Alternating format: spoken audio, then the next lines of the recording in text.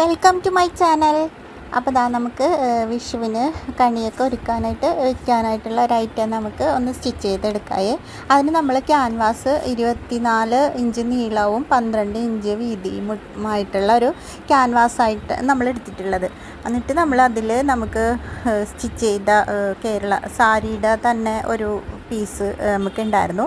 അപ്പോൾ അത് നമ്മൾ ആ ഒരു ഇതിൽ അത് വെച്ചിട്ട് അടിച്ച് പിടിപ്പിച്ച് 4 സൈഡും മടക്കി അടിച്ച് കളയുകയാണ് കേട്ടോ.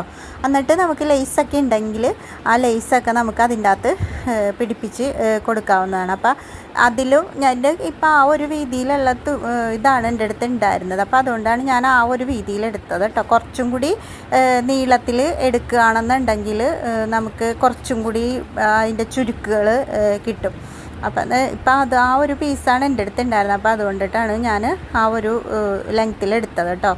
അപ്പം കുറച്ചും കൂടി കൂടുതൽ നീളം ഉണ്ടെങ്കിൽ കുറച്ചും കൂടി ചുളിവുകൾ, അതായത് ചുരുക്കുകൾ നമുക്ക് കിട്ടും. അപ്പോൾ അതിങ്ങനെ 4 സൈഡും ആ ഇത് വെച്ചിട്ട് ക്യാൻവാസിൽ ഒന്നില്ലെങ്കിൽ തേച്ചെടുക്കാം, അതല്ലെങ്കിൽ ഇങ്ങനെ എടുക്കാം. അപ്പം നമ്മൾ അതിൽ ഇങ്ങനെ ലേസൊക്കെ അടിച്ച് പിടിപ്പിച്ചിട്ടുണ്ട്. 3 ലേസ് നമ്മൾ അടിച്ച് പിടിപ്പിച്ചിട്ടുണ്ട് കേട്ടോ.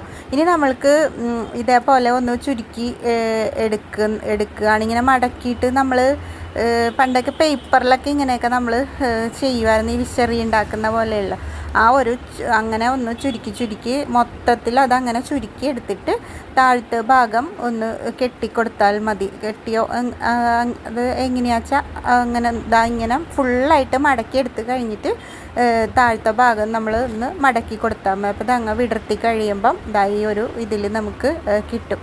അപ്പോൾ ഈ ഒരു ഇതൊക്കെ നമുക്ക് കണി വെക്കാനായിട്ടൊക്കെ ആ ഒരു ഇതിൽ തട്ടത്തിലൊക്കെ വെച്ച് കൊടുക്കുമ്പോൾ നല്ലൊരു ഭംഗിയായിരിക്കും കേട്ടോ കാണാനായിട്ട്. അപ്പോൾ ആ ഒരു ഇത് നമുക്ക് തന്നെ ചെയ്ത് എടുക്കാം.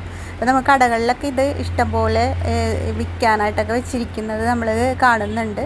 ഇത് നമുക്ക് തന്നെ ചെയ്തെടുക്കാവുന്നതേ ഉള്ളൂ നമ്മുടെ അടുത്ത് ഇങ്ങനെ തുണി ഉണ്ടെങ്കിൽ കേട്ടോ. അപ്പോൾ താങ്ക് യു.